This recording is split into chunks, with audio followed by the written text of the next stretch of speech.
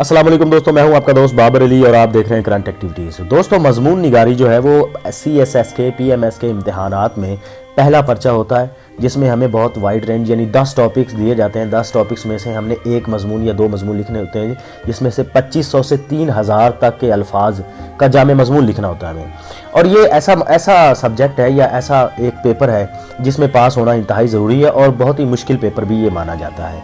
तो हम बात करेंगे कि मजमून कैसे लिखा जाता है, उसका फॉर्मेट कैसा होना चाहिए, बेसिक थिंग्स जिनका ख्याल रखना है, डेफिनेशन क्या है ऐसे की, इंट्रोडक्शन में किन चीज़ों को शामिल करना चाहिए, कैसे मुख्तसर और जामे सा इंट्रोडक्शन हम दे सकते हैं, फिर मेन बॉडी में क्या चीज़ें शामिल होनी चाहिए, कंक्लूजन कैसे लिखना है, ऐसे राइटिंग से पैसे कैसे कमाए जा सकते हैं, और एंड पर हम आपको पोजीशन होल्डर्स की आरा भी देंगे कि वो क्या कहते हैं मजमून निगारी के हवाले से। दोस्तों, अगर आपको वीडियो अच्छी लगे तो लाइक, कमेंट, सब्सक्राइब और दूसरों के साथ शेयर ज़रूर कीजिएगा। शुक्रिया। दोस्तों, मजमून नवीसी एक तख्लीकी अमल है, तो इसे लिखने का एक ख़ास फॉर्मेट होता है, यानी उस ख़ास बुनियादी ढांचे की पैरवी करके ही हम मुख्तलिफ मौज़ूआत पर, अदबी, सियासी या दीगर मौज़ूआत पर मज़ामीन लिख सकते हैं। तो एक एक करके डिस्कस करते हैं। सबसे पहले तो ये बात ज़हन नशीन कर लें कि मजमून की कामयाब इब्तदा उस वक्त तक नहीं हो सकती जब तक मतलूबा मौजू के बारे में आपके जहन में मुकम्मल खाका और उससे मुतल्लिक मालूमात मौजूद ना हों। आप किसी रफ शीट पर अपने तसव्वुरात को ट्री डायाग्राम या माइंड मैप की सूरत में भी जोड़ सकते हैं।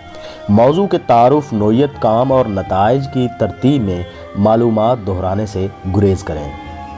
ऐसे की डेफिनेशन की अगर बात करें तो सबसे पहले ये कि ऐसे जो लफ्ज़ है वो लातीनी ज़बान के लफ्ज़ एक्सैजियम से माखूज़ है, जिसके लुग़वी मानी किसी मसले को आम लफ्ज़ों में पेश करना है।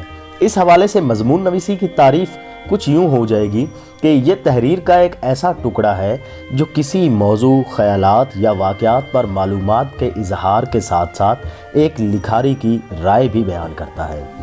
तो दोस्तों, CSS के मजमून नवीसी के पेपर में आपको दिए गए मौज़ूआत में से किसी एक पर अपनी राय का इजहार इस अंदाज में करना होता है कि मुम्तहिन या एग्जामिनर को ये समझ आ जाए कि आपको मुतलका मौजू पर पूरी गिरफ्त है और आप उसके तकाज़ों से भी पूरी तरह हमाहंग हैं। दोस्तों, इंट्रोडक्शन, मजमून, किसी भी मजमून का जो इंट्रोडक्शन है वो बहुत अहमियत का हामिल होता है, क्योंकि ये पहला पैराग्राफ होता है और मुम्तहिन ने या एग्जामिनर ने इसी पैराग्राफ से आपको जज करना होता है। और आपकी ये कोशिश होनी चाहिए कि आप इस पैराग्राफ में क्यूरियोसिटी और इंटरेस्टिंग मवाद ऐसा शामिल करें कि मुम्तहिन जो है वो मजबूर हो जाए कि आपका पैराग्राफ एंड तक पढ़े। इसमें आपने इन बातों का खास ख्याल रखना है कि मजमून लिखने की वजह क्या है, ख्यालात का जो मुख्तसर बयान है वो करना है और सबसे अहम ख्याल पर जो अपनी गुफ्तगू है वो जारी रखनी है। साथ साथ मैं आपको ये बात बताता चलूँ कि मौजू या किसी भी इंट्रोडक्शन का जो पैराग्राफ होता है उसको आप किसी भी कोट से या इक्तबास या कॉल से शुरू कर सकते हैं। दोस्तों, एंड पर इस बात का ज़रूर ख्याल रखें कि आपका जो इंट्रोडक्शन वाला पैराग्राफ है वो 4 से 6 लाइनों से ज़्यादा का ना हो। दोस्तों, मेन बॉडी, मतन या नफ्स मजमून, ये वो हिस्सा है जिसमें तारुफ की बुनियाद पर मौजू को बयान किया जाता है। दरअसल ये हिस्सा मजमून की रूह कहलाता है, जिसमें असल मौजू को तफसील से ज़ेरे बहस लाया जाता है। इसकी अहमियत बयान करने के लिए सैंडविच की मिसाल पेश की जाती है। मसलन मतन की अहमियत सैंडविच के दरमियान मौजूद गोश्त की सी है। ये तारुफी और इख्तितामी पैराग्राफ के दरमियान एक ख़ास हिस्सा है जो जितना जामे और वाज़े और बयानिया अंदाज में पेश किया जाएगा, मजमून उतना ही जानदार और बेहतरीन साबित होगा। मेन बॉडी के अगर अहम नकात हम बनाएं तो वो ये बन सकते हैं कि रिलेटेड टू इंट्रोडक्शन, यानी कि ये इंट्रोडक्शन से इसकी मुताबिकत हो और ये एक से ज़्यादा पैराग्राफ पर मुश्तमिल हो सकता है। इसकी कोई लिमिटेशन नहीं है, ये राइटर के नॉलेज पर डिपेंड करता है कि वो कितना लिख सकता है और कितने अच्छे दलाइल पेश कर सकता है। कंक्लूजन या इख्तितामिया, दोस्तों, इख्तितामिया मजमून का आखिरी पैराग्राफ कहलाता है जो मजमून का खुलासा बयान करता है। बाज़ औक़ात आप इख्तितामी पैराग्राफ तारुफी पैराग्राफ के लिए एक आईना भी साबित कर सकते हैं, जिसमें इन तमाम सवालों के जवाबात शामिल होते हैं जिनका इब्तदाइया में जिक्र किया गया होता है। इख्तितामिया की तारीफ़ कुछ यूँ भी की जा सकती है कि यह मजमून का वो हिस्सा है जहाँ आप मुसद्दक़ा दलाइल या ठोस वजूहात के साथ अपना मौक़िफ़ पेश करते हुए मजमून का इख्तिताम करते हैं। इख्तितामिया में मौजू के मुताबिक वाज़े नुकात पेश करने का पहलू बेहद अहमियत का हामिल है।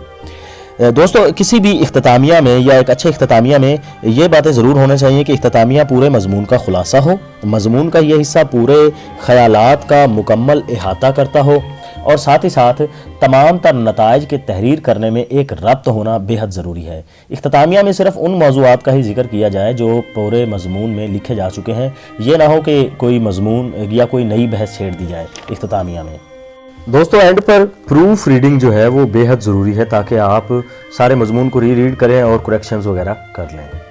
तो दोस्तों अगर आपको मजमून निगारी का फ़न बेहतरीन अंदाज में आता है तो आप मुख्तलिफ वेबसाइट्स के लिए आर्टिकल्स वगैरह लिख के पैसे कमा सकते हैं। इसके लिए सुजाग या हमसब.com वगैरह जैसी वेबसाइट्स काम कर रही हैं। CSS में दूसरी पोजीशन हासिल करने वाले आतिफ अमीर कहते हैं कि मैंने ऐसे लिखते हुए अपने दलाइल मुख्तलिफ शोबाजात जैसा कि सियासियात, इकनॉमिक्स, फ़लसफ़ा, समाजियात, अदब, साइंस, मज़हब वगैरह से अख़ज़ किए। मैं समझता हूँ कि अगर आपको कोई इशू बेस्ड मजमून भी लिखना हो तब भी उसमें तख्लीकी सलाहियतें छलकनी चाहिए। इस मकसद के लिए बेहतर है कि आप तैयारी के फ़ेज़ में अदबी और दीगर अक़साम के मज़ामीन भी लिखें। दोस्तों CSS में 20वीं पोजीशन हासिल करने वाले मोहम्मद उस्मान अशरफ का कहना था कि ऐसे के लिए बहुत खूब सोच विचार करके ऐसा मौजू मुंतखब करें जिस पर आपके जहन में अच्छा खासा मवाद मौजूद हो, फिर अपने तमाम दलाइल को कॉज इफ़ेक्ट रिलेशनशिप के तनाजुर में मंतकी अंदाज में वाज़े करें। दोस्तों उम्मीद करता हूँ आपको ये वीडियो पसंद आई होगी। हम इंशाल्लाह नेक्स्ट वीडियो में वोकैबुलरी को कैसे बढ़ाया जाए इस पर बात करेंगे। अगर आपने अभी तक हमारा चैनल सब्सक्राइब नहीं किया तो इसे बराए मेहरबानी सब्सक्राइब कर लें। शुक्रिया।